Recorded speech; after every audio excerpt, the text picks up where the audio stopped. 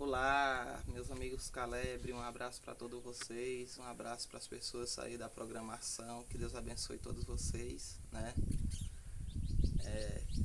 Estou aqui mais uma vez para continuar o testemunho, né? E aí eu comecei a voltar para a igreja de novo, né? Deus começou a falar no meu coração, mesmo eu traficante de droga e usando droga, eu decidi voltar ainda aí para os cultos da igreja. Lá foi onde eu conheci a minha esposa, que é a minha esposa hoje. Ela se batizou na igreja também, eu também, só que a gente, né, acabou praticando o ato antes do casamento. A gente acabou ficando disciplinado porque isso é correto na igreja, né? Isso tem que acontecer mesmo na igreja. E aí eu acabei entrando numa depressão, né? Não por causa da igreja, mas o motivo eu não sei, né? Acabei entrando em depressão. E aí depois que eu entrei em depressão eu conheci também a cocaína e o crack, né? Estando casado com a minha esposa. A gente se casou no civil. E aí foi muito difícil na minha vida porque quando eu me viciei em crack eu acabei vendendo a minha casa para usar de crack, minhas motos para usar de crack. Eu tinha 2 terrenos, acabei vendendo para usar de crack. Eu vendi a casa da minha mãe para usar de crack, mas eu me arrependi e falei para minha família, eles pegaram o dinheiro e compraram outra casa para minha mãe. Eu me tornei um lixo diante da sociedade. E aí a minha esposa não aguentou porque eu vendi os móveis dentro de casa e tomava todo o celular que ela tinha para poder vender também, usar de crack. E aí, né, quando tudo isso aconteceu, a minha depressão aumentou mais ainda.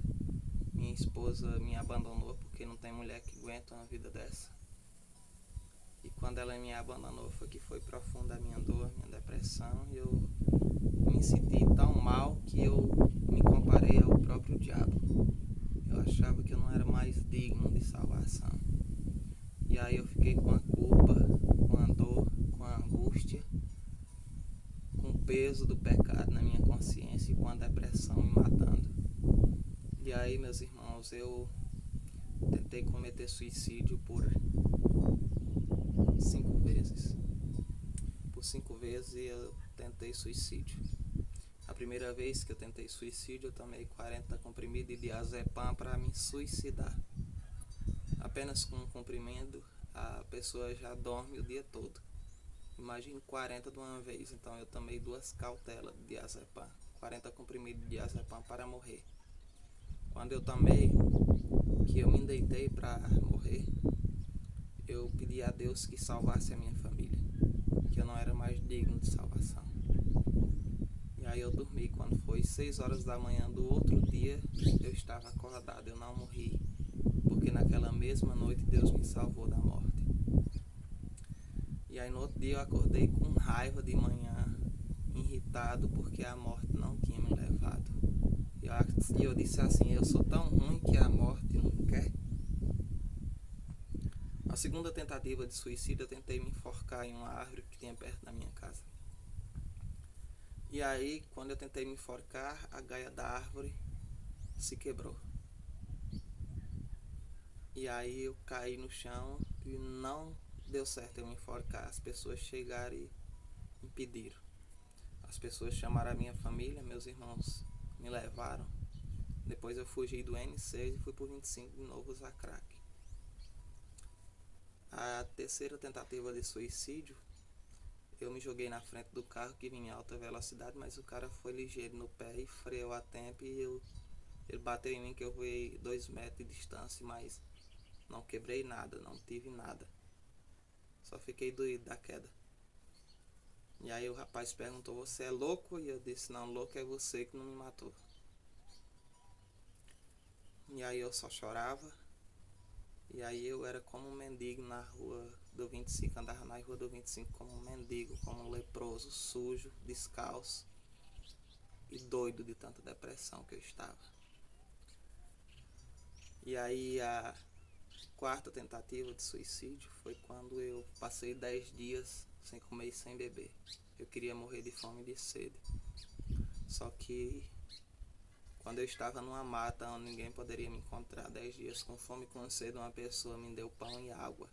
Só que eu não estava conseguindo enxergar quem era a pessoa porque eu perdi a visão por causa da fome e da sede. Mas eu acredito que era um anjo. Depois, a quinta tentativa de suicídio foi quando eu comprei R$ 320 de crack a um traficante. E aí eu disse ao traficante que eu não ia pagar ele o dinheiro do crack, porque eu queria que o traficante me matasse. E aí uma noite ele me encontrou, perguntou se eu não ia pagar o dinheiro dele, eu disse que não ia. E aí ele andava mais outro parceiro e eles me colocaram no meio da moto e me levaram para a mesma mata onde eu tinha ido me matar. É um pouco distante da Vila do 25 essa mata, e é aberto, não tem cerca. E aí quando nós chegamos lá, o comparceiro alumiou com o telefone e ele foi colocando as 8 balas no 38. E ele disse: aqui é pra você. E sabe o que eu disse pra ele? Ande logo, ande ligeiro pra você me matar lá logo. E ele perguntou se eu era louco. E eu disse que eu era louco pra morrer. E aí ele disparou o 38 na minha cabeça e não saiu bala a primeira vez. Ele atirou pra cima e saiu bala. Ele atirou na minha cabeça e não saiu bala. Ele atirou pra cima e saiu bala. Ele atirou na minha cabeça de novo e bateu pouco, não saiu bala. Ele atirou pra cima e saiu bala. E ele disse: você é tão miserável que nem pra morrer você presta. E eu digo: eu sou tão miserável que nem a morte me quer. E eles foram embora e mandaram eu embora. E aí depois que isso aconteceu, eu só podia chorar. Eu só vivia chorando, porque eu tentei até morrer e nem a morte me queria. Quando foi um dia, eu cheguei na casa de meu tio, irmão da minha mãe, e eu comecei a chorar. Ele me chamou para ir almoçar lá, mesmo na situação que eu estava, meu tio ainda tinha esperança. E quando a gente começou a conversar antes do almoço, eu comecei a chorar amargamente, como uma criança quando ela chora que sai a lágrima até do seu nariz, né? Eu chorei daquela forma. E eu disse a meu tio que eu só queria ser limpo, como eu era quando eu nasci, que eu não nasci usando droga. E eu chorei muito, meu tio também chorou muito, meu outro tio também que estava lá chorou muito. E aí eu almocei e fui para a casa abandonada onde eu dormia, que eu dormia numa casa abandonada que estava em construção ainda.